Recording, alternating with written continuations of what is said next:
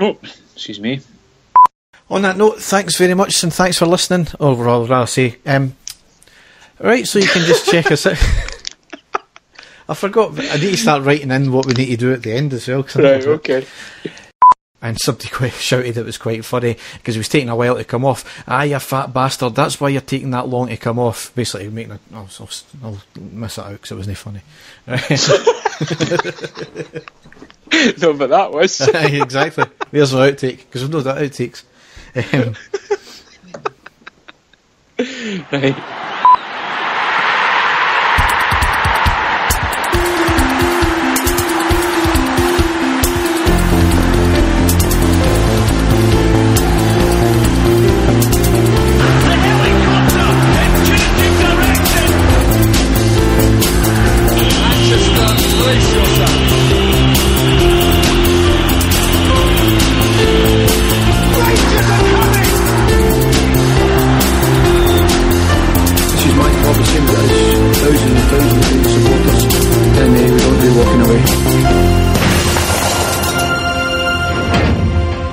Hi everyone and welcome to the next episode of the I Ready podcast. As ever, I'm your host Derek and with me is my co-host Dave. Good afternoon, Derek. How are you? Not bad, yourself?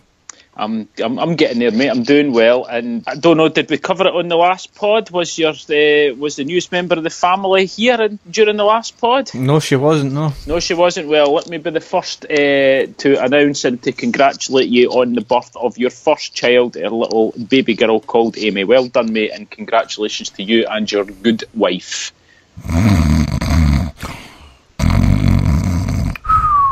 I'm hoping that that's just because you've not had any sleep and you're not just bored with the way I'm speaking. It's both. Yes, the lack of sleep is starting to get to me, but it's par for the course, isn't it? And it'll get better, so they say. And I'm not going to give you any sympathy whatsoever, Derek, so didn't even think about that, because as you well know, I've been through this twice now, so yeah. But there you go. No, I'm sure it will all get... you'll get into a wee routine and everything will seem normal, and then that's until she's walking and she's coming in and out your room in the middle of the night. We actually wakening you up physically, but no, I'm really pleased for you, mate. I'm chuffed to bits, and just again, congratulations. Thank you very much. And she's already got her first wee Rangers baby grow, courtesy of Copeland Streetwear as well. So. Fantastic! Oh, good stuff, mate. Good stuff.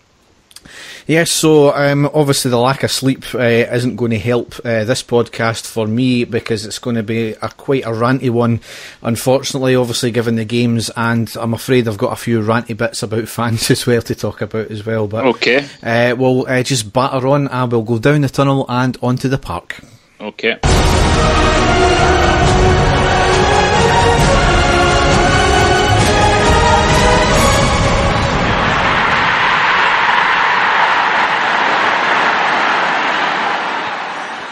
Right, the first game in question is Sunday the 11th of March. It was a 3-2 loss at home against Celtic. Now, it was always going to be touch and go whether I was going to get to go to this game, and given the fact that my daughter was born on the Saturday morning after an incredibly long labour, I decided quite early on that I'm not going to go to the game, and I was going to try and watch the game at my dad's because he was going to get it off Now TV, but I went into the hospital on the Sunday morning at 11 o'clock, hoping that I was going to be a quick high and bye effectively, but there was a few issues with feeding, so I decided I'm not even going to bother with the game. Okay. So it was up to Dave and my mates to try and keep me up to speed with the game, but obviously I've since watched it back, so. Okay. Dave, what's your quick thoughts on the game before we get into it? Derek, I think like the vast majority of us, we were confident, weren't we? We were possibly a bit too overconfident. I'll let you speak about the match. I basically think that we started off correctly and then basically ran out of ideas as the game went on. Actually, you'll get into the Celtic getting their man sent off. I think that worked to their advantage, and it totally flummoxed our players. But certainly, up until Celtic scored their equaliser, the second goal right at the end of half time, we were by far the better team. And then, the first part of the second half, I thought we played well also. And again, maybe it's just fine margins, Derek, and we'll have a discussion, no doubt, about Morelos and stuff like that. If Morelos had took his chances, we would have inevitably have won that game, I think, possibly quite comfortably. But I will let you get into your analysis and how you thought everything ended up as it did. Yep.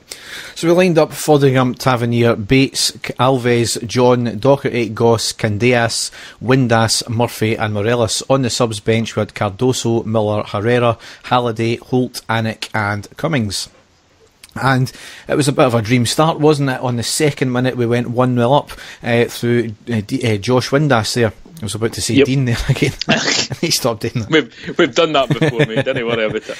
Windass basically robbed the ball off Boyata, who had a stinker in the first half, I thought, and got it in the second half, drove the ball forward. He had only one thought, got the ball in the box, hit a great shot past the keeper. It was lovely determination and composure from him. RTV commentators went absolutely mental. Windass could have cut it back to Morelos, who was in a great position with an open goal, but he done very well, and it was a fantastic goal. And obviously I was watching it back maybe 5 or 6 days later, and even though I never knew anything of the game, I totally forgot we had even scored in the second minute, and I was jumping about going mental watching the game back 5 days later. So but it was a cracking goal and a very good start, wasn't it? It certainly was. It was a dream start, Derek. I was watching it with my boy, and the two of us were jumping about. But maybe it's just the overcautious side of me. I was saying to myself then, shit, is this maybe a bit too early that we've taken the lead? If you know what I mean, because the game really hadn't got started. Nobody had really found their way in the match, and we take the lead earlier on. Like you said, it was great. He capitalised on the mistake. He ran through. Great finish. We were delighted, and a dream start for us. You can't say any more than that. No. On the 7th minute, Foderingham came out to get the ball from Tierney. Tierney passed the ball, and Foderingham actually took him out quite late. There was no claims from the Celtic players, but the RTV commentators even said there was a bloody good claim. And I thought, to be honest, I think it could have been a penalty. He clearly taken him out well after the ball had been passed. Did you notice that, Dave? I did, yeah. Again, my sort of heart was in my mouth, Derek. But at the same time, because there was no big shouts from the Celtic players involved, I thought to myself it really obviously wasn't as bad as I had foreseen it. But no, I was a wee bit worried like yourself at that point, Derek. Yeah. On the 10th minute, Morelos ruled offside after a great move, and he was in a great position as well to go on and have a good chance. It was very tight, however it was ruled offside. Again, it's a feature of his play. He needs to be more aware of the line, because he gets ruled offside far too often, doesn't he? Yeah, definitely. And then Celtic pulled a goal back, and on the 11th minute it was a great shot from 25 yards. Goss lost out on the ball, poor defending, backing off all the time, and I think Foderingham could have done a lot better as well. And in the challenge, or in the attempted challenge, Bates went over on his ankle trying to put that in, and he had to go off a few minutes later, and Cardoso came on for him. Yeah, I think poor defending all round, and as I said, I think Foderingham should have done a lot better with that one. It was, Derek. I kind of felt that he was allowed to sort of stroll through without there being any sort of hard tackles, nobody really trying to put him off. And for me, Derek, see at that point, and I would challenge any Rangers fan at that point to say that they didn't feel the same as me. And here we go again. I'm going to sing the praises of David Bates, but not just because of how well he's been playing, but as soon as Bates went off, and we saw that he was getting replaced by Cardoso, who has hardly played any games of football, Derek, and certainly when he's been alongside Bruno Alves, hasn't played well at all. And that's no me having a go at the guy. He obviously is a good player, and hence the reason we got him, and he was highly thought of in Portugal before he came. But as soon as Cardoso came on for Bates, I thought, shit, here we go. This is really, really going to set us back here. And after that point, Derek, I don't know about you watching it back again, but I was worried every time that Celtic got in the attack, just because I knew that the two guys we had at the back were very, very rusty. I don't know if you felt the same way, but that was possibly a turning point for me in the match. I don't know if you've seen it the same way. I think it was one of the turning points. Obviously, you mentioned the sending off, which we'll get into as well. I think that was the main turning point, but I think the sending off was a thing, and I think a lot of people have said that, you know, it's the strength of the bench, which you know, showed to be get the better of us. And I think if you look at it, as you mentioned, Cardoso was the only recognised defender on that bench. And I think that shows you the depth or the lack of depth, maybe probably due to injuries, I would have said, with us now. We've got a hell of a bad injuries in the one vital position, and you know, it certainly was one of the turning points, I think. But you know, you've got to piss with the dick you've got, as they say. So. But not long after, though, we certainly, you know, started playing well again, and we got a goal and we went 2-1 up from Candeas. It was a lovely move, started from a lofted pass up from Murphy to John on the left hand side. Great cross in, bounces twice, it missed Morelos and Windass in the box, rolls to Candeas, who calmly shoots it into the back of the net. Fantastic to go 2-1 up. It certainly was, Derek, and you know, as you say, we did start to get a hold in the match again. We're playing some really good stuff, putting Celtic under a lot of pressure. And as I say, the goal halfway through the first half certainly settled the nerves a wee bit, I think, and made Celtic really sort of have to stand up and, you know, really have to try and come at us again. But certainly at that point we were playing very well. Yep. 30th minute, good determined play by Tavernier to win the ball. Great pass to Morelos on the right, who takes it forward, plays a cross on the deck, however nobody could get to it. 33rd minute, Rogic had a shot from distance, but it was a comfortable save from Foderingham. 35th minute, lovely hold-up play on the right by Morelos, and Meg, the defender, held up the ball and cut the ball back, but again nobody was there to pick it up. 38th minute was a corner in from Celtic. Dembele header from 6 yards, forcing a save from Foderingham. I think it was quite a good save, that one. 42nd minute, shot in the box by Cal McGregor, saved by Foderingham out for the corner. Just towards the end of the half, you did see Celtic start to take a wee bit more hold of the game. And it was at this point, Derek, that I was saying, as long as we hold it for half time, don't concede, then, you know, we can regroup and go out there with, you know, a sort of fresh game plan for the second half. But as you're about to get into it, it didn't work out like that. So it's your fault then, you're a jinx. No, I was saying that, like, just because I know that it was in stoppage time, and when it got to 45, I was like, just blow to get us in 1 half time. But on you go. Yep.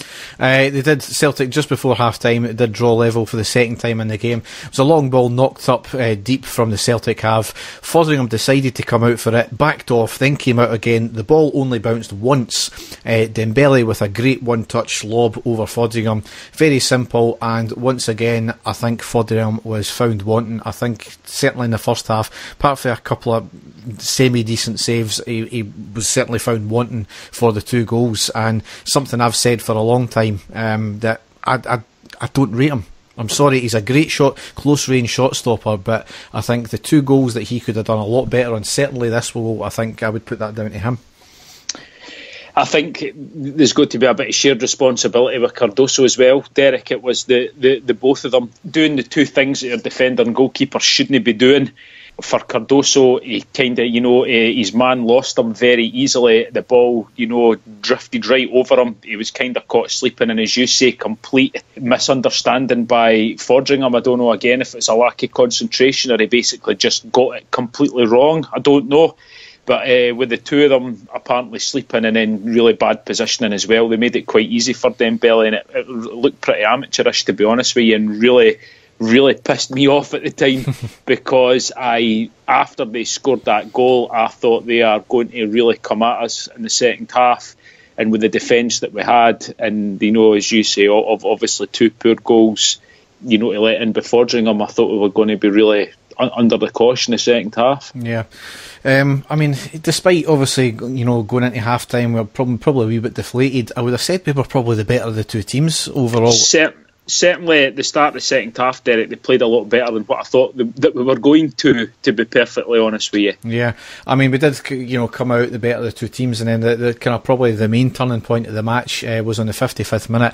It was a straight red card to Siminovic, or however you pronounce his bloody name, after an elbow right in the face of Morelos. It was a clear red card, no question. He knew where Morelos was and he knew what he was doing.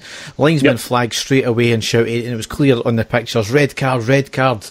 And the referee duly gave him a red card. Brendan Rodgers has since came out and said in a presser a few days after that I don't know what the linesman was doing. It's not up to the linesman to make these decisions, but to assist the referee. And the referee and the linesman couldn't wait to give a red card. I mean, fuck me. Seriously. Exactly. He's not a linesman, Derek. He's an assistant referee. That's what he's there for. If he spots something, of course he tells the referee exactly what happened, but then the referee makes the decision to send him off, regardless if he said red card or no. He's saying it because he's seen something that's happened. He's told the referee, and the referee sent him off. So and a lot of nonsense. And how does Rodgers know that there wasn't communication between the referee flag to the linesman? What's happened there? Exactly. They can't have it both ways. I mean, the reason why the referee strike started in the first place is because they were unhappy about a linesman assistant lying about something. So when the assistant and the linesman get involved in stuff like that, which is what their job is to do, and they give a decision like that, then they still moan about it. So utter farcical. And so it was a clear red card every day of the week. And Celtic made changes a few minutes later, where I think it was James Forrest that came off, and they put on. I'll tell you exactly just now, Derek, because for once I'm going to be a wee bit professional here, and I've got the laptop put with all the stuff on here. So on the 60th minute, Celtic made a change, and they took off Rogic and put on Jack Hendry, who I don't know. And then on the 67th minute, they took off James Forrest and put on Edouard, who is a striker. So he has basically gone for it. Rodgers is brought on because I believe Hendry's more an attacking midfielder than what Rogic is, and obviously he's took off his winger and brought on a striker and Edouard. So he's went for it. To be fair to him, and as you're about to get into it, it's paid off for him. Yeah. Well, on the 63rd minute anyway, Windass had a free kick. It was miles over the bar after a 25-yard shot. 67th minute, Morelos was through on goal on the left side, took the ball in the box, hits a shot, and the keeper saved. Second chance, but couldn't save it from going out for a goal kick. And then, obviously, as you said, Edouard came on in the 67th minute, and a minute later, he scored.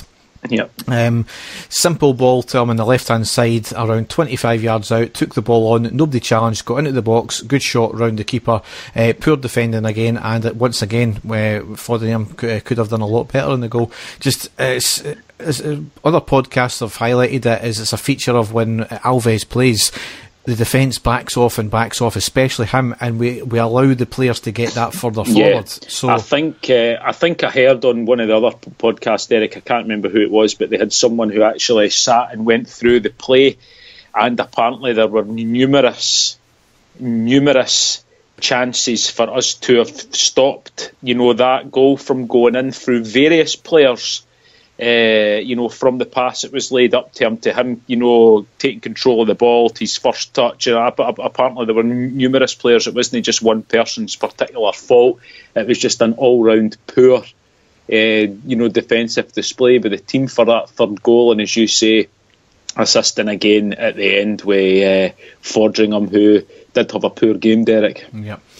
Anyway, it was certainly there was enough time to get something back, and I think we tried. Anyway, 73rd minute, Goss came off, Cummins came on. 83rd minute, Tavernier free kick from 25 yards, up and over the wall, but keeper saved and they really didn't have to move. And the big major thing, obviously, what happened on the 87th minute, some great play resulting in Windass having a great snapshot from 7 yards out, good save from the keeper, back out to Morelos, and shins it off the post from 3 yards. It was an empty net, and it's once again, it was easier to score than miss it, and once again, it's another absolute gilt-edged sitter the guy has missed. I know it was, Derek, and again, we'll get into that after the game, because I want to speak to you about certain players and stuff like that. So I really kind of finished up there. Obviously disappointing watching the game back. I did say it on the reaction pod for the Killie game that overall I thought we were, maybe apart from 20 minutes, we were probably the better team. I think we never taken our chances, and Celtic were clinical with their chances, but it left me feeling, right, the team tried. We've really nothing to fear over Celtic. That's 2 games now in a row we've had against them. We drew the last one and we lost this one, but I would have said we came out being the better team. And it was extremely disappointing, the fact that we did lose this game, because they were there for the taking, and I don't think on the basis of the 2 games we've got much to fear over Celtic. Well, if you look at the stats, Derek, I've got the stats in front of me here. I'm not going to go through all of them, but possession, we were slightly better. We had more shots. They had, believe it or not, 1 more shot on target than we did, but overall shots we had more. We had more possession, and everything else was about the same. No offsides, believe it or not, in the whole game. Celtic had by far more corners than us, but I would have said that it was a pretty level game with us maybe just shading it, going by the way the stats show, Derek. I certainly thought there was parts of the match where we played very well. I just thought defensively we really let ourselves down, defensively, with some basic mistakes that I think that we could have done a lot better with. And there were a few players in there, Derek, let's be perfectly honest, that didn't show up for us that day. And I was going to speak to you about a few of them. Now, obviously, we've spoke about Bates going off. I think that was huge for us, Derek, because the guy, a lot of people are still slating him, Derek, and I honestly can't get over this. Now, you're going to talk about fans having a go at, our players, online and some of the stuff. Some of the stuff I've seen for some of our fans going on Fabio Cardoso on his timeline has been shocking. The guy's not been great, Derek, but he's hardly played for us. But I've also seen some guys defending Cardoso and saying, by far a better player than David Bates, who's absolutely terrible, one of the worst players that I've seen playing at Ibrox. I mean, I don't know, am I missing something with this guy, Derek? Because I've been singing his praises constantly. I think the guy's been absolutely superb for us, Bates. I really do, and I keep saying it. And apart from his first match that he played for us way back, I think at the start of the season, where he had a howler, apart from that, he's been immense for us. I completely rate Bates as well, and I don't. He's made a few mistakes, like every player does, and you've got to remember what age he is and the amount of game time he's had compared with the likes of Alves. I think he puts in a more solid performance than Alves, to be honest, and obviously look at the experience of him. But again, we said on the last on the last pod, or I did, Derek. But again, if Bruno Alves had played the same way as what David Bates had, we would have been going on about, he's a world class defender and he should definitely be getting his game for Portugal and all this nonsense, as we would do, basically because he's never put a foot wrong. And certainly, I still believe if he'd have played that full game, I don't think we would have been beaten, because I don't think that second goal for theirs would have stood, because I think he would have got it away either with his head or he'd have, got the ball cleared or whatever. I don't think he would have made the mistake that Cardoso did, but I know it's all in hindsight, and hindsight's a great thing, but I just feel that I don't think we would have got beat if Bates had played the whole game, to be honest with you. But I know it's hindsight, but that's just the way I feel. Yeah, I mean, he went off so early, so it's quite difficult to say. But you could be quite right. And as you said, Cardoso's had very little game time. I think he's had maybe 1 or 2 sub appearances since going off against Motherwell, and that was way back last year. So I know. Now there's 3 players that I want to speak to you about in this game, Derek, and we'll try and go as quickly as possible. First of all, where has Sean Goss went? Where is the Sean Goss that we saw, 3 games ago? He, for me, has went completely missing in action for us. I think he was poor in that game. I don't think he got a foot on the ball at all during that game. I think he got totally bossed. Greg Docherty is doing what I thought he would. He's given his all. He's up and down the park. He's trying to support the strikers. He's trying to help the defence out. So for me, Docherty has done really well. I spoke to you in the last pod and I said to you that I thought Goss was a really special player for us. Certainly in this game and the next game you're going to get into, I think he was completely missing. I know he was taken off at half time in the next match, but I thought he was very poor. Moving on, Josh Windass scores the goal for us to start off with, and then we basically, just what I can remember, we don't hear anything from him at all right until the end of the game, till he made that chance that Morelos obviously misses, for 2 yards. So for me, Windass was very, very, very quiet in that match. And then again, you're talking about Morelos, and that's been the big debate. Should Cummings have started over Morelos? I'm a firm believer that Morelos does more during a match than what Cummings does, but at the same time, I know there's everybody saying, well, he's there to score goals, and he didn't score the chances that he had, along with the sitter that he missed at Parkhead with the header also. First of all, Derek, Sean Goss, what do you think's happened to Goss in the last sort of two matches? Well, we'll obviously need to get into the next match, but players have off days, and I'm not going to give spoilers for the next game, but everybody had a bad game bar one player, so I'll take that game on its own. This game, maybe just an off day. Windass, he's like that. This is typical Windassian performances, isn't it? It's he'll do maybe one or two great things, and then he'll be anonymous the rest of the game, and that's what he is, and he seems to be the golden boy of Murray, and we'll see that in the next game. He did eventually get taken off as well, and you said Morelos as well. Yep. What's your feelings? Should he have started? Would you have started Morelos, or would you have played Cummings if it was your decision? Given the fact on the back of the Falkirk game, Cummings was on a high, I would have started Cummings, to be honest. Okay. You're right, Morelos does do probably a lot more than Cummings overall. However, I think one of the features that I've hated, or one of the things that I've hated, is the fact that our front man does come back so often, and he does so much, and then that's us lacking when we do get the ball up, because certainly in the next game you found that Morelos comes on and he's the one that's getting into the wide positions and putting in crosses, but there's nobody there. Kenny Miller Mark II? Well, potentially. You're asking the attacker to do too much, and that's where I think Windass, if you're playing that number 10 role, you surely need to be the one that's doing all that running about and filling that pocket just behind the striker, and then you're the one that's going out wide and then providing the main striker. It doesn't seem to be happening with Windass. He's the one that lacks that. I don't think that's Cummins' game. I think Cummins is more of an out-and-out attacker.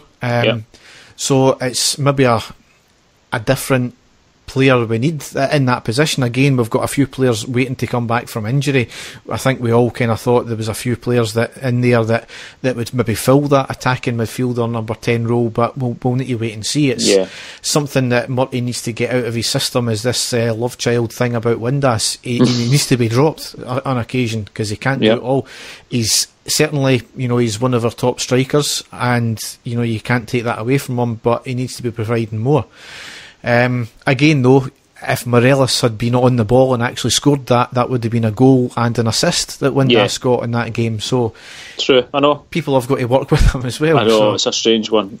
The two players that I would like to say that I want to mention that I thought, especially in the first half, I thought anyway, were by far the two best players were Declan John and Murphy. I thought the two of them played extremely well on the left-hand side, but caused them constant problems on the left-hand side going down, and I thought Jamie Murphy was outstanding in the first half, Derek. Really, really good. Second half, a bit quieter, as the rest of the team were, but certainly in the first half, they two were fantastic. I think really got a good understanding, on the left-hand side now, which is good to see.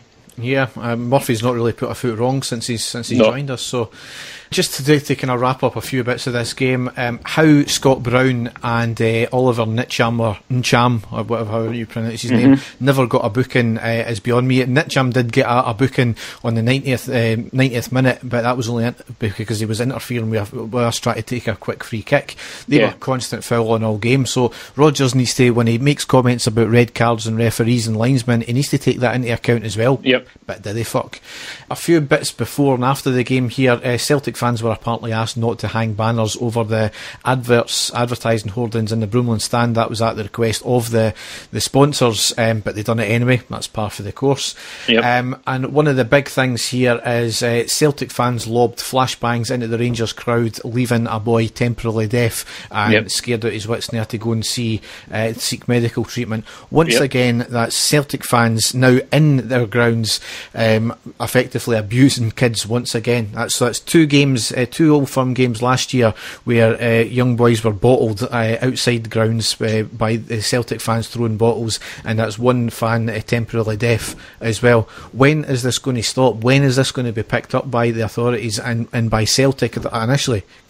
Has there been anything said about the police response to it, Derek? They said they're investigating the whole flashbang thing, but you know, I know it's going to be a hard issue. You know, these things are not massive. You can probably easily sneak them in. They can't body search every single person when there's 50,000-60,000 fans going into grounds. That's understandable. However, it should be identified straight away who's doing it. You know, as simple as. And once again, I mean, what did this, when the Celtic fan threw that into our crowd, what did they think was going to happen? I don't know. You know, it's lunacy. I think any, you know, normal, you know, person out there, sane person out there, wouldn't do anything like that.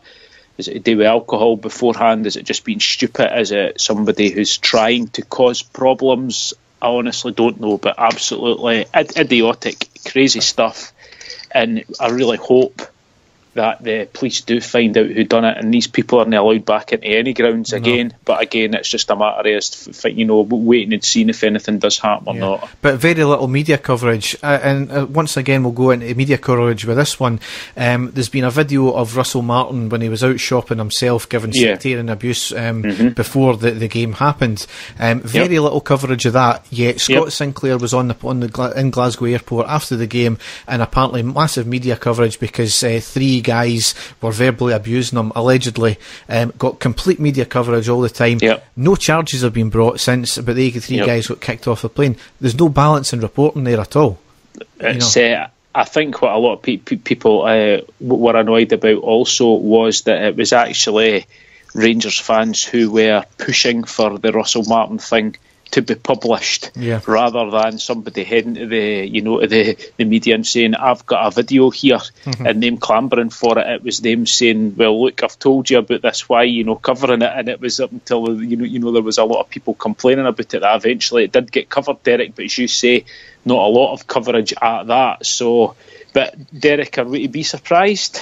Absolutely not. It's absolutely not. Lywell's controlling the media now, and you know, we got accused of it all the time when David Murray was involved with Rangers, and you know, David Murray never influenced the media to the extent that Lywell has in the Celtics case by publishing anti-Rangers stories, because that's exactly what's happened in the media. But we've covered that before, and I'm not going to get into it again. Yep. The Union Bears match I'll cover a wee bit later on, because that's obviously a bit of media issue, a bit of fan issue as well, so we'll cover that later on in the news. Going into the next game now Right, Derek, we're going into the next game. I know that this was this is the game that's really, really, really got you, so I've prepared something for you before you start this game. Are you ready? Okay. You ready? Some nice peaceful calming music for you, mate, just to try and calm you down. Can you hear that?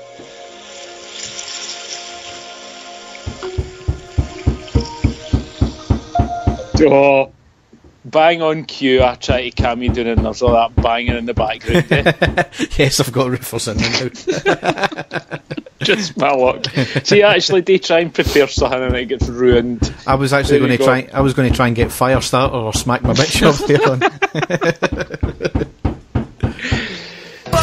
the Builder, can we fix it? Bob the Builder, yes we can. Right, so after the calming nature of banging and tranquil music there, we'll finally get into this game.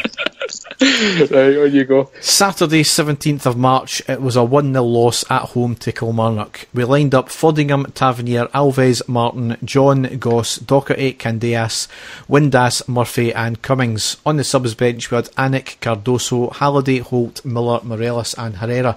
Obviously 2 changes, that was Cummings in for Morelos and Martin in for the injured Bates. Where do I start with this? I think the first 15 minutes were decent, and then that's where it failed. That was it, Derek, exactly. First minute.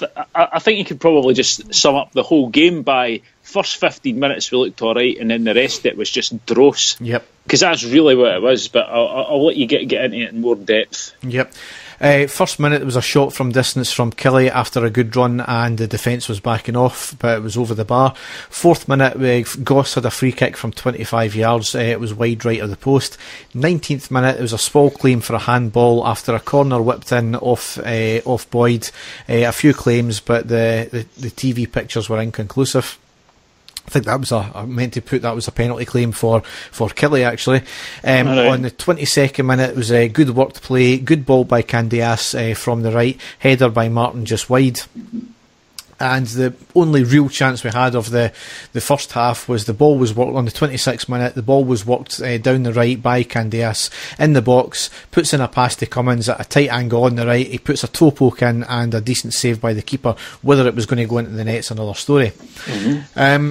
The players kind of got a wee bit booed off at half time, quite rightly so, because they were pretty shit, to be honest. There was no invention in the team. It was all very static. It was pretty much dross, as you said. Yep. Murty has been accused of not changing things in plenty of time, and he did make a change, and it was at half time Goss came off and Holt came on. Yes. As you said, Goss has been largely anonymous the last 2 games here, and game and a half, and it was to provide a wee bit more pace and a wee bit more fight, I think, in midfield. But it never really worked. 47th minute, chance for Kelly in the box and hits it wide. 48th minute, Cummins had a shot on the edge of the box. There was no pace and it was easy save for the keeper. And on the 54th minute, Kelly scored by who other than Chris Boyd. It was a long ball knocked up from the head of the Kelly player, took a bounce, Kirk Broadfoot got the ball, headed it down to Malumbo in the box. It was a good turn and a good shot, saved from Fodingham, but he spilled it into the path of Boyd, who was running in.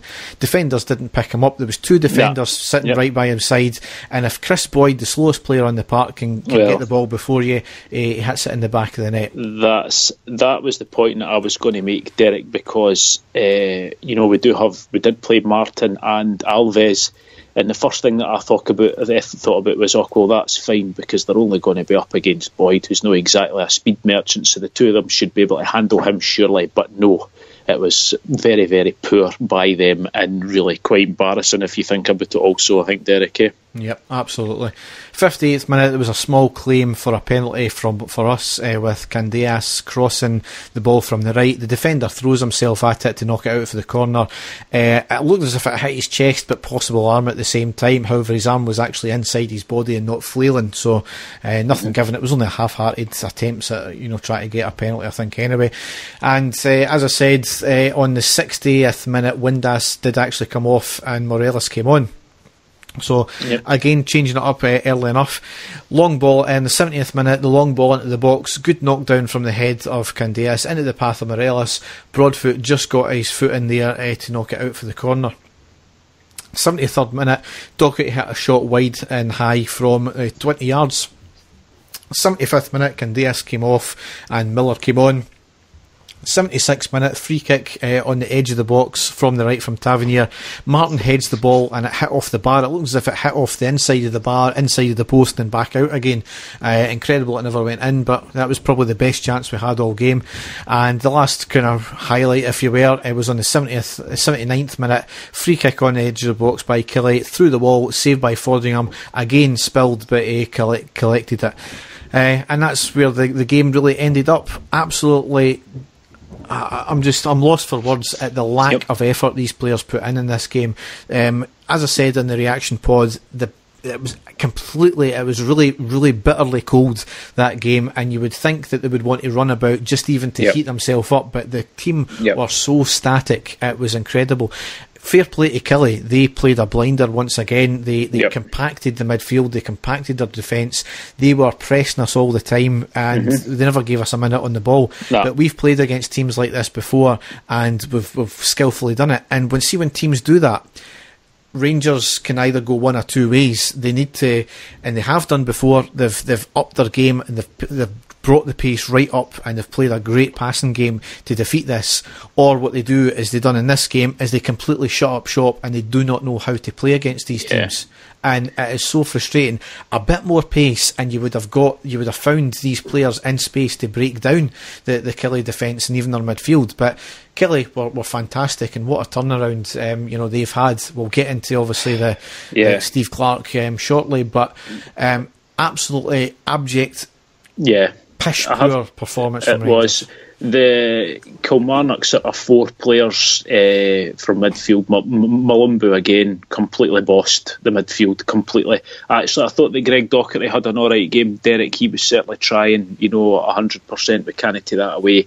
But Brophy, Jones, and Malumbu for them were had their game plan. They stuck to it. They were really good. Jordan Jones, I thought, was excellent. Caused us all sorts of problems in that game. So did Brophy, but I was really again disappointed. Even Jamie Murphy didn't really play that well. Derek, considering how well he has been playing for us, he was very quiet. Candace was really quiet, as you say. Windass was taking off, and there was just no service to Cummings at all. There was nothing. Absolutely nothing, and so I'm not going to slag the guy off because he literally didn't have any service whatsoever. But Kilmarnock knew exactly what to do. They knew exactly how to play against their players to stop us playing, and they played their game a blinder. And then they got away again. They've beaten us again, completely outfoxed us again, as has their manager. And as you say, what an appointment he's been for them, and just shows you if you do have a really good manager in there, it can completely change the team around, because he's came in there, he's got Malumbu up on a free transfer, who's been outstanding for them.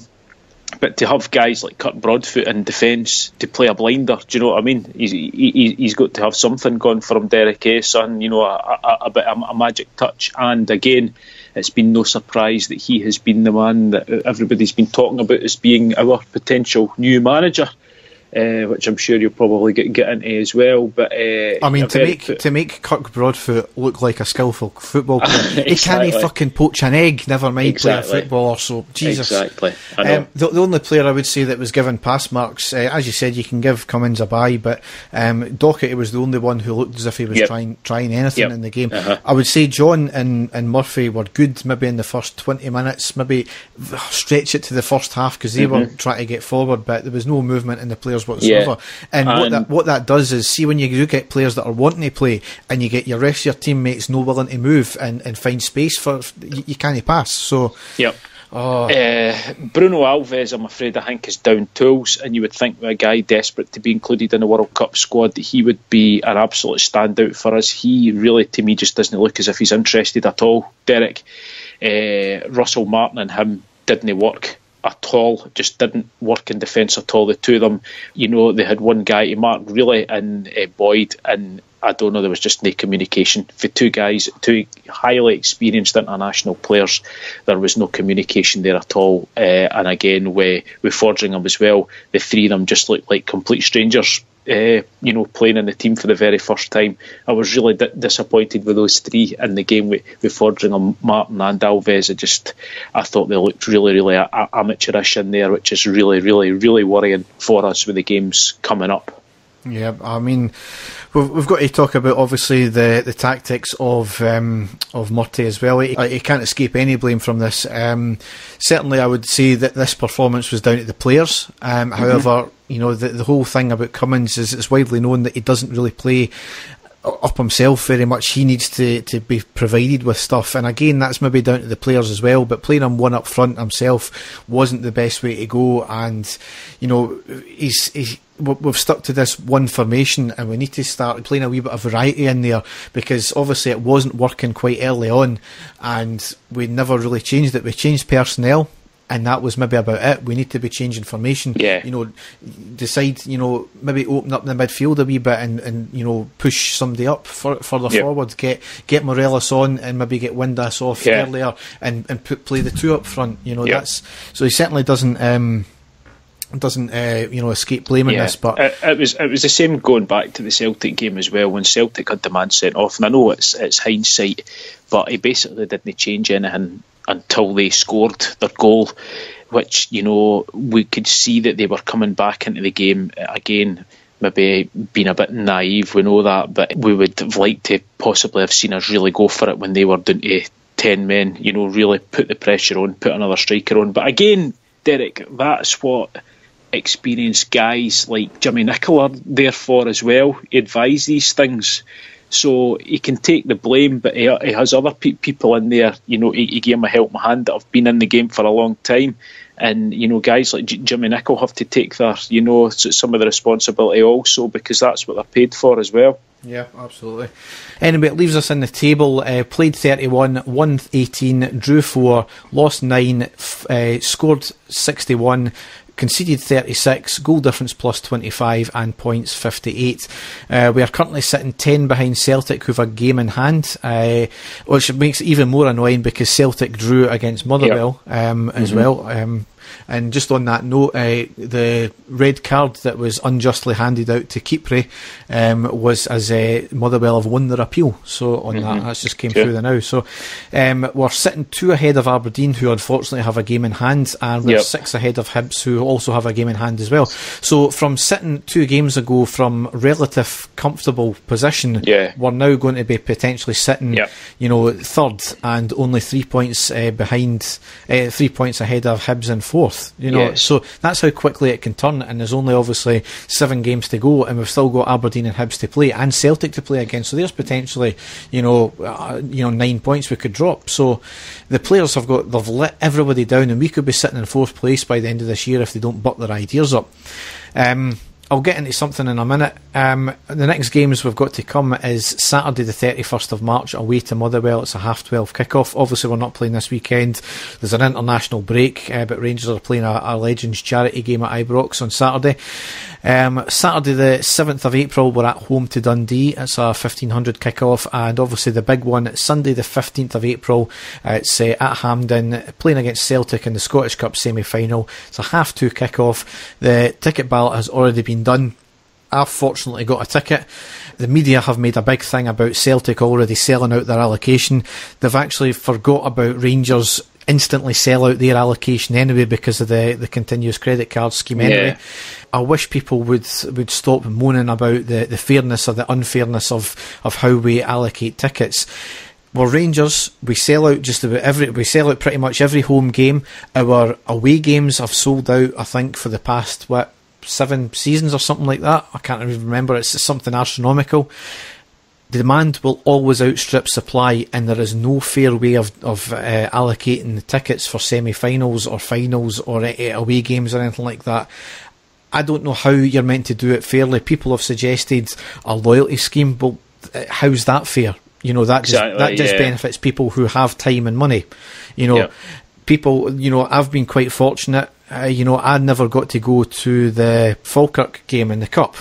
I still paid for my ticket, but I never went because of obviously the snow and my wife being pregnant. I still paid for the ticket, so because I never went, does that mean I'm not entitled to get a semi-final ticket? There is never going to be a fair. It's always been a bone of contention, Derek, as long as I can remember as well. And you're right that there isn't a fair way of doing it. We aren't a wee club, like your Kilmarnocks and I'm not slagging them off, and your Falkirks and things like that, where we only get a couple of thousand people turning up on a Saturday. Thereby, you can hand out tickets to your granny and your auntie and your second cousin and wee Mrs. White that lives next door, just so that if you're in a cup semi-final or something like that, just to make sure that you've got. We could sell these tickets 10 times over. Do you know what I mean? It's one of these things. It's something that's never going to be addressed, and it's what happens to all the big clubs throughout the world. So again, it is a difficult one, Derek, and there are guys that travel a long distance every single week to go and watch the team. Others guys that go to every match that only stay 5 minutes for the stadium. That there isn't really a fair way of doing it, just like what you said.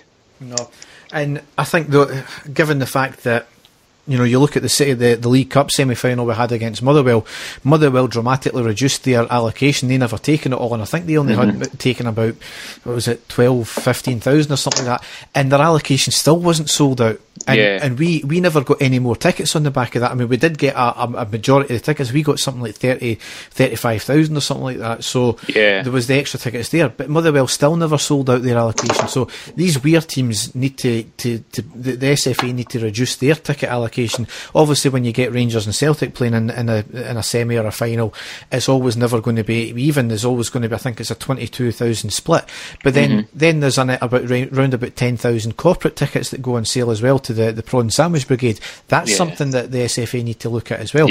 And again, it bodes well for it goes for the change in Hampden, getting rid of Hampden and going to Murrayfield, where it's a much bigger stadium as well. So exactly. The last thing here obviously is the manager issue, and I'm now at the stage where I think Murty has to go, not from a footballing sense, but from a sense he will never ever be given a fair chance by a number of our fans. There was 2 games ago, a lot of people were saying, he should be given a fair chance, he's done the job well. A game against Celtic where we probably were the better team, right, we'll take that. Game against Kilmarnock, right, he needs to go. There was the completely throwing the baby out with the bathwater type mentality. Totally. And this is the thing, he'll never be given a fair chance, because the minute something goes wrong, boom, that's people on his back again. So we are a very fickle support, Derek. We really are, and it doesn't matter who comes in, it's going to be the same. If we get beat 2 games in a row, there will be all the people out there who said, no, I said he wasn't the right man for the job. If we'd have got McInnes in and the same thing happened to him, which I firmly believe probably would have, because I don't rate McInnes at all, we would have been on there. That was a bad appointment. We should never have signed, got him. We need to get rid of him now and all that. I don't think any guy coming in, it would be the same. It'd be exactly the same way anybody coming in. And while we're on it, Derek, see this whole notion of bringing Walter Smith back. I just wish folk would get a grip. It just does my head in. Walter's been at the game far too long. He's retired now. He said he would maybe have came back for the Scotland job, but I think he thought about that for a whole about 3 seconds and said, no, this isn't for me. I'm retired. I'm out of the game. Please, if you're listening to this, Walter isn't going to come back. He's not the answer to the team just because he can roar and shout at players and all that. He's not the answer. I'm sorry. He was a legendary manager for us. We all love him and stuff like that. But he's not coming back, and he's not the guy who we should be wanting to come back either. So that's me had my say on that, Derek. I mean, I think the thing is, there's not been really, in the world of football, there's not been many managerial shifts since Murty got given the manager job till the end of the season. So people are calling for this manager, that manager. The board came out and said, there's not, of those managers that were available, there's nobody that it really kind of sticks out there now. So that still rules out your Frank de Boers. So see if we go and appoint Frank de Boer, which is again being called for. Why wasn't he good enough then back 6 months ago to a point? So people have got to be aware of that as well.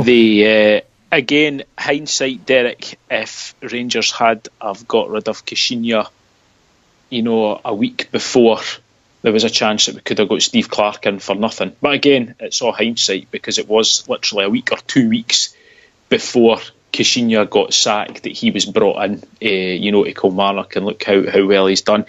Going on to Clarke, Derek, and again, you've just said you think that Murty should go, and not because of his ability, just because that you don't think he'll ever get a fair crack of the whip. Would going out to Kilmarnock and offering them a lot of money to bring Steve Clarke in, would that be your first choice? No, because at the end of the day, he's still done nothing in management, has he? He's worked wonders with Kelly. I think I had a wee look with these other clubs, and I wouldn't say there's anything to write home about. He's never won any titles or any cups or anything like that. So, again, we're going on the back of, right, he's done great with Kelly. We're looking at, it was the same with McInnes. He's done fairly well with Aberdeen, right? That's a point to him. So, you know, I wouldn't even say Clark either. And for the fact is, he's a fucking dour bastard as well. But no, just on. There's not enough there for me just to say, right, you know, you appoint him. Yeah, he's done fantastic at Killie so far this year, but Tommy Wright done fantastic at St Johnstone a while ago, and look what's happened there. Nah, I don't think we can compare. I think the fact that Clark has been the manager and done relatively well in the English Premiership with a small club, you know, who are very much result based and survival based, and the fact that he has been assistant manager at some, you know, really big clubs down there, I don't think you can compare him to a Tommy Wright or even a Derek McInnes, to be perfectly honest with you. I do think he's a far better manager, because when he went to Kilmarnock, I was completely shocked that Kilmarnock were able to get a guy his calibre in there.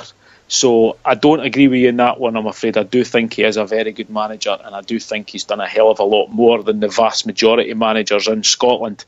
And he's done very well with Kilmarnock, but I just think for the experience the guy's got, he would definitely be one for watching, but I would certainly class him much higher than Tommy Wright or Derek McInnes. But that, again, that's my own view on the guy.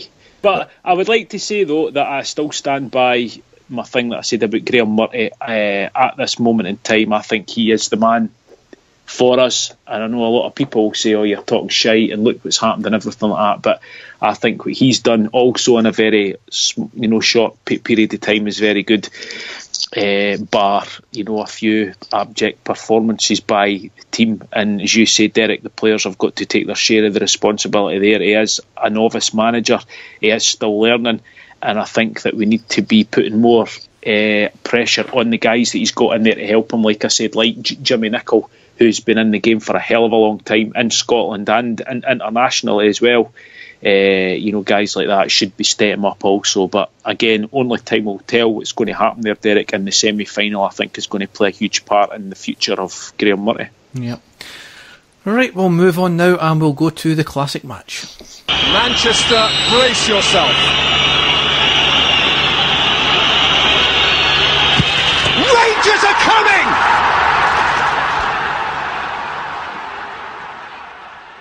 So, Dave, you've got a 6-1 demolition to give us this week, haven't you? Yes, it was a game that Rangers played against Dundee United on the 22nd of September 2001, which is a fantastic game for Rangers and a great result considering how the game sort of panned out to start off with. It was excellent. Now, playing for Rangers that day, it was Stefan Klos, a back four of Fernando Rickson, Craig Moore, Lorenzo Amoruso and Arthur Newman. In midfield, Barry Ferguson and Bert Conterman.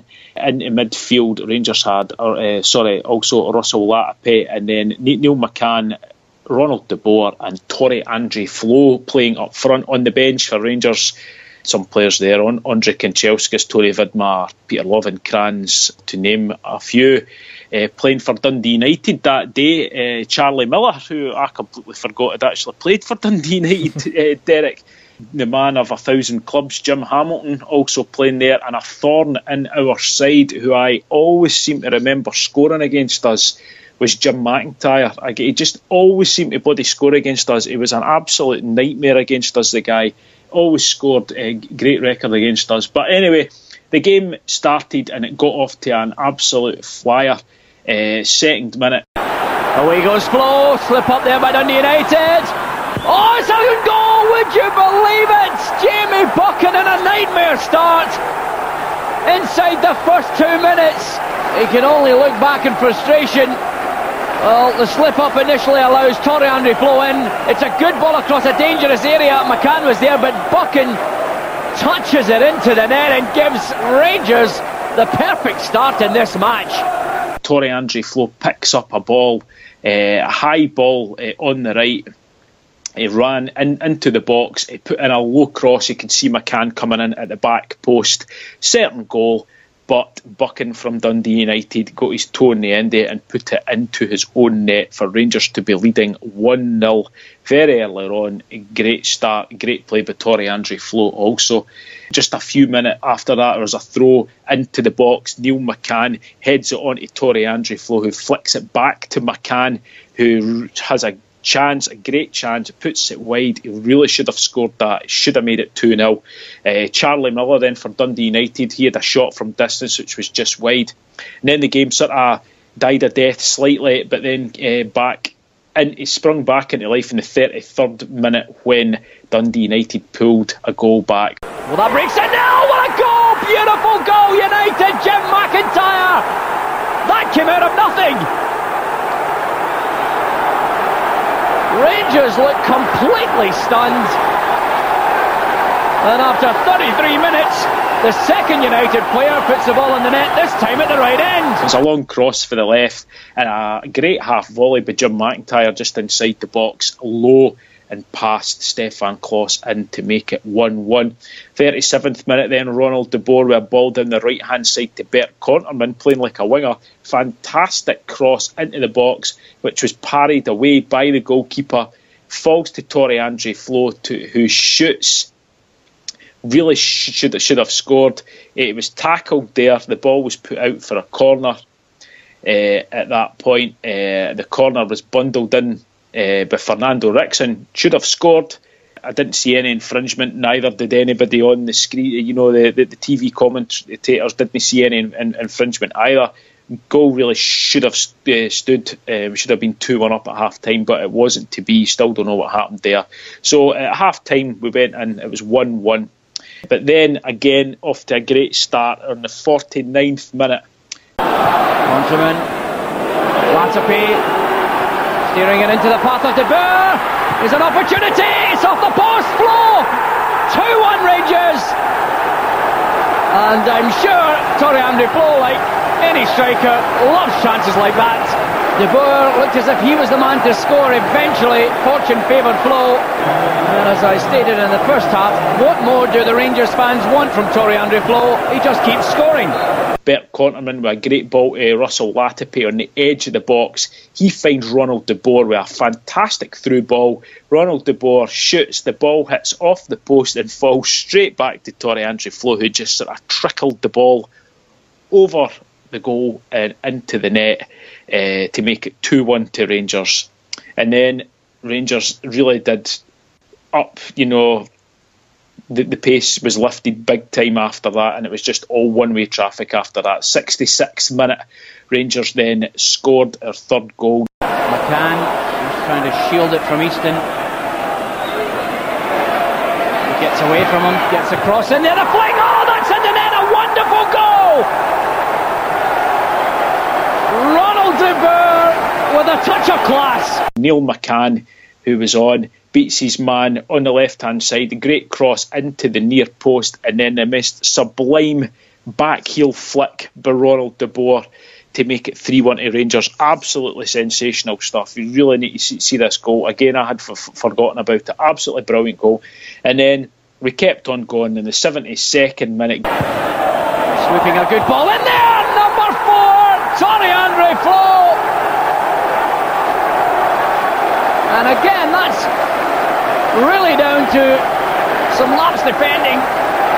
Conterman, it was a lovely ball in. It required a United defender to get it away and attack it, but Flo took full advantage, sticking his foot out there and directing it into the nets. Great pass and play by Rangers, 5 or 6 passes. The ball to Bert Conterman on the right hand side with an incredible cross again by Conterman, and it just bounces down right in front of Torre-Andre Flo. Now anybody, Derek, usually would have just have put the head onto it and scored it, but no Flo. He was that tall and lanky that the ball came to him with nobody near him. He actually put his foot up and he hit the ball with the sole of his foot on the half volley, and it went crashing into the net. Quite a bizarre goal, fantastic goal, you know, with the play and stuff like that, but really bizarre how it went in, but it certainly meant it. We can't say that it was a fluke. Not long after that, Russell Latapi was getting into the game. He turns 2 players in total in the box and shoots just wide. It would have been a phenomenal goal. Great skill then after that by Barry Ferguson. Pass on to Torre Andre Flo in the box. He turns his man and shoots. This is saved by the Dundee United goalkeeper. And then on the 80th minute, Rangers get another one. McCann allowed to travel now. Lovenkrands just taking a man away, and Latape, dangerous from here. Oh, lovely pass in there, flows onside. Is this the hat-trick? It is! Torre Andre Flo, lovely play, guiding it away from Gallagher, and the roof has fallen in on Dundee United, and this man has put them to the sword. Great skill again, great finishing, and goal number 10 of the season for Flo. Amoruso wins the ball in midfield, runs forward, plays the pass to Neil McCann, who then finds Russell Latape, and then a reverse pass, quite sensational, to Torre Andre Flo. He's in the box. It was actually dummied. He turns his man, shoots and scores to make it 5-1 to Rangers. A great goal all round. Russell Latape outstanding in that one. That was Flo's hat-trick and his 10th goal of the season for that point. Just after that, Andre Kanchelskis comes on for Torre Andre Flo. And then Rangers wrapped up the scoring in a fantastic performance on the 92nd minute. The referee's whistle any minute now should finish this match. Oh, McCann gets a break. He will finish it. 6-1. The route is complete. A smile of satisfaction from Neil McCann, but really insult to injury. The break of the ball favouring Rangers, and McCann wasted no time dispatching the ball into the back of the net. Neil McCann, the ball infield to Andre Kanchelskis, to then Fernando Rickson, and he plays a great ball to the left hand side to Arthur Newman, who chips the ball through to Peter Lovenkrands, who dummies it, sees Neil McCann at the corner of his eyes, dummies it for McCann, 1-on-1 with the goalkeeper. He smashes it into the net to make it 6-1 to Rangers. Fantastic performance, some great goals, worth watching De Boer's goal, and certainly worth watching Torre Andre Flo's goal that he scored with the sole of his boot. Great stuff. You get a chance, go back and watch it. Like I said, 22nd of September 2001. Absolutely devastating second half, wasn't it? And it just shows you how we can flick the switch like that or back. Totally. I mean, certainly, Dundee United's goal to draw 1-1, it was a wonder goal, wasn't it? Great goal, yep. That's the only thing that stopped it there. But fantastic game and great memories again. Yep, brilliant. So we'll move on now to the news.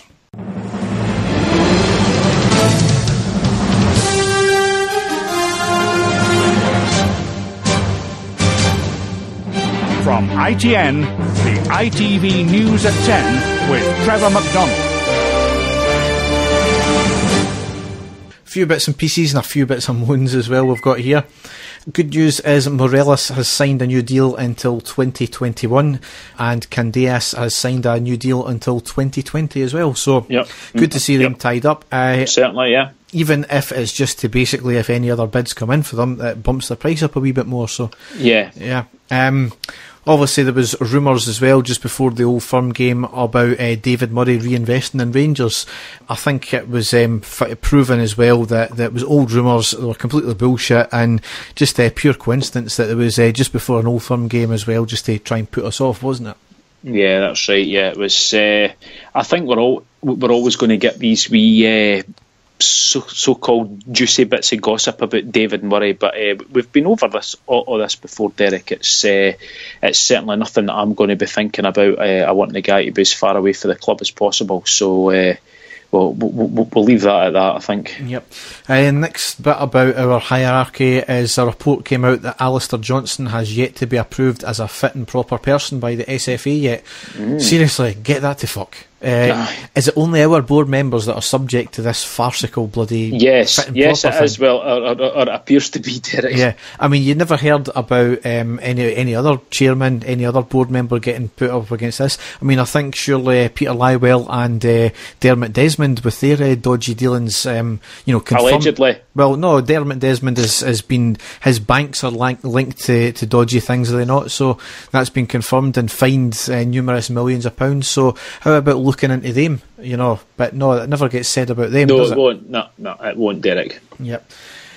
one kind of rant I want to go on here is obviously before the Celtic game there was the Union Bears march. Now, no issues with the march whatsoever. No. You know, they were walking to the stadium from the Loudon, absolutely fine. But potentially, given the fact that there could have been, hundreds and maybe a couple of thousand people there, it's maybe something that they should maybe link in with the police, but that's up to them. I don't know the ins and outs of organising marches like that. What I do have an issue with, though, is the complete farce that was the banner they put out and the statements that they put out as well. They put a flyer out online beforehand stating that the Union Bears have organised a fans march to Ibrox before this Sunday's match against the Fenians. Wearing dark coloured clothing is encouraged. And obviously they had a logo on that banner as well, stating "Goodnight Green and White," and there was a wee cartoon character of a character wearing a Celtic top on the ground getting his head kicked in. What kind of language and what kind of imagery is that to put in? Is that not just absolutely fucking ridiculous? It's showing guys like us, Derek, who go absolutely mental with anything that gets any banners, similar that have been flown from other supporters out there, us going mental and wanting stuff to happen. It throws that all upside down, because I honestly didn't think that our fans would, especially something as public as that, would do anything like that to draw attention to themselves like that, and it really does paint them in a bad light. I mean, don't give me this shite about, the historic meaning of the word isn't sectarian or anything like that. Much like a lot of racist words, the words have been contorted to mean derogatory things against another group. So that's what the word Hun is used for now. Don't get me started with that bullshit, because it was antagonistic. There was absolutely no need for any of that there. And obviously the thing about wearing dark coloured clothing, well, why? And then you looked at certainly the front line of that march. It was all, people balaclavaed up and everything like that. Absolutely no need for that whatsoever. And you can't have the moral high ground over the other lot if then you go and do that, especially in such a public manner like that. And obviously it was picked up by MPs. It was picked up by the media on the back of that as well. Big time. And it just makes them look like fannies, basically. And, they're the ones who are trying to campaign for getting Rangers to do things like safe standing and all that kind of thing. You're not going to get that if you get that kind of bad publicity against them. They also, obviously, on the back of that, apparently some of the main people involved in the Union Bears had police at their doors on the back of this as well, and they released a statement online after that, and they had imagery from a previous game with a banner from the BF1 with them holding a banner saying, about the police harassment and the abbreviation ACAB or ACAB or however I pronounce it, which is all cops are bastards. Oh yeah, that's an old one, though, Derek. That's a saying for the 60s and 70s. It's not, but it's that's not going to get anybody on your side either, is it? By putting a statement out with that banner from a previous game. I mean, is it not widely known that a lot of police were Rangers fans? Especially back in the day. Well, it's still the thing that gets me for the whole thing, Derek, is I think we always like to think that we're better than some other fans out there. Our fans would go about their business in a completely different way that wouldn't shed any sort of negative light on us, and that is something, certainly with the things that's been happening, that really does shine a negative light. And I don't go with they get away with it, so we should get away with it. My opinion is that we should be acting a lot better than that, if you know what I mean. It's certainly something, as you say, it brings our support to be a very, very in a very poor, bad light. And I don't care, again, people turn around and say, oh, well, it wasn't the vast majority of supporters, it was the Union Bears. No, that's not the way that the vast majority of the rest of the country will see it as Rangers fans, end of. Yeah. Do you know what I mean? And I'm very, very surprised that actually happened. I'm really, really quite shocked about it. And I just hate this whole excuses being, oh, well, they get away with it and they do it. I really didn't care what they do and what they get away with. This is something that we've always been able to look at and say, well, we're better than what they are. Yeah. But in this way, we can't. No. Do you know what I mean? And it was very, very poorly chosen, and the people who came up with it and the people that agreed with it, I'm a bit baffled as to why, the whole purpose in this, because it really does, show us in a very, very bad light, and it looks, more of an antagonistic way, thing, rather than any other sort of protest that they were doing. So no, I'm really shocked about it, Derek. Yeah, I mean, you kind of followed on to my next point I was going to make there, that an ex-match delegate has accused the SPFL of sweeping sectarianism under the carpet. Now, I would say Rangers have done amazingly in stamping out a lot of the things, and I would maybe say it's much to the detriment of the atmosphere in Ibrox as well, because we don't know what we can sing now, and we get vilified if certain songs do get sung with one bad word in the whole song. Celtic have done absolutely fuck all to stamp out this, and it's been proven time and time again, and then they reward their worst offenders as well. And I'll say that quite clearly. The Green Brigade, they get picked up on one wee thing, they get banned for maybe what was meant to be 2 months or whatever, then they get let back in a couple of weeks later. That I think, as you said, due to the lack of action by Celtic and the authorities for their fans, it started to creep back into our support, because, as you said, they take the view, well, they're getting away with it, so we can do it. The next thing in the back of that is Neil Lennon chipped in and said that sectarianism is a form of racism. I'm sorry, Neil, it really isn't. You can't choose your race, you can't choose the colour of your skin, but you can choose your beliefs and what religion you follow. So it's not a form of racism. It's still despicable, but it's not a form of racism. So I think he's barking up the wrong tree there. Right. On that note, factory worker dies after colleague inserts compressed air hose into his anus. As you do, right? Okay. A factory worker has sadly died after a colleague of his, who originally had helped to get the job, allegedly inserted a compressed air hose into his anus and then turned it on. Ravinder, aged 40, was an employee at a plywood manufacturing plant in Nangoli, a village in the Union Territory of Delhi, northern India. Local media have reported that Ravinder, who was regularly mocked for wearing shabby tattered clothes, was attacked by his colleague. Oh my God! When he bent down to pick something up. It's a new version of dropping the soap, isn't it? His colleague then reportedly inserted the air hose into Ravinder's anus and turned it on, which was met with roars of laughter from the fellow co-workers. Oh my God, right, okay. So what happened to him then? He died. Nothing into what actually happened after it, or certain areas expanded, or his head blew up, or something like that, no? He just died following getting taken to hospital, so... Hot air and pish. Man convicted after having oral sex with random woman on a train. Okay. An Aussie bloke is certainly in the doghouse with his girlfriend of 12 years after having a particularly public tryst with a random person he met on a train platform. Everyone says love can pop up at the strangest of circumstances, and this story is no different. Shane Brennan was minding his own business while waiting for a train in Port Kembla to Wollongong when a woman approached him. She told him she was horny but fobbed off her advances. Okay. The two individuals were on an empty carriage, seemingly enjoying their trip down south. Aye. Mm-hmm. That's down when. South, aye. That was until an unnamed woman allegedly starting masturbating in front of him, and then one thing led to another, and she ended up performing oral sex on him. Right. Okay. How come this never happens to us, eh? It sounds like a bit of a dodgy movie, to be perfectly honest with you. And there you go. Once everything was done and dusted, so to speak, he poured Coca-Cola on his privates to get clean and then left the scene.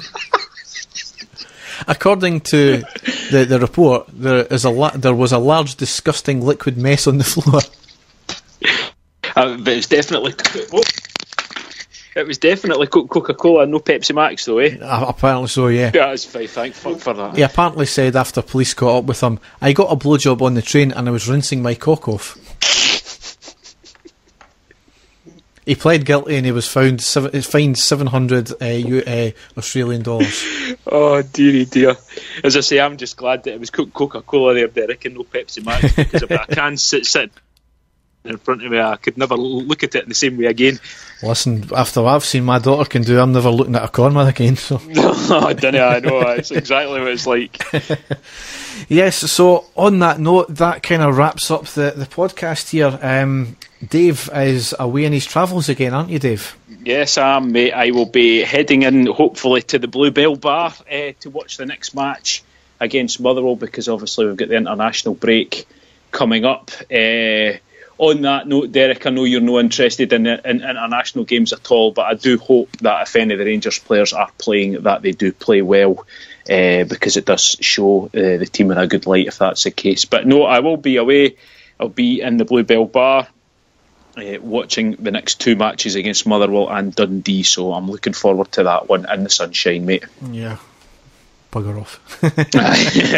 Yeah, so obviously Dave's flying back at the exact time the semi-final kicks off, so it'll be 3 games before we're back with a podcast, so we're looking into the latter end of April, unfortunately, but that's what happens when Dave goes his holidays, doesn't it? Exactly. But I'm sure you will be putting your YouTube stuff out as well, mate, which has been doing very well.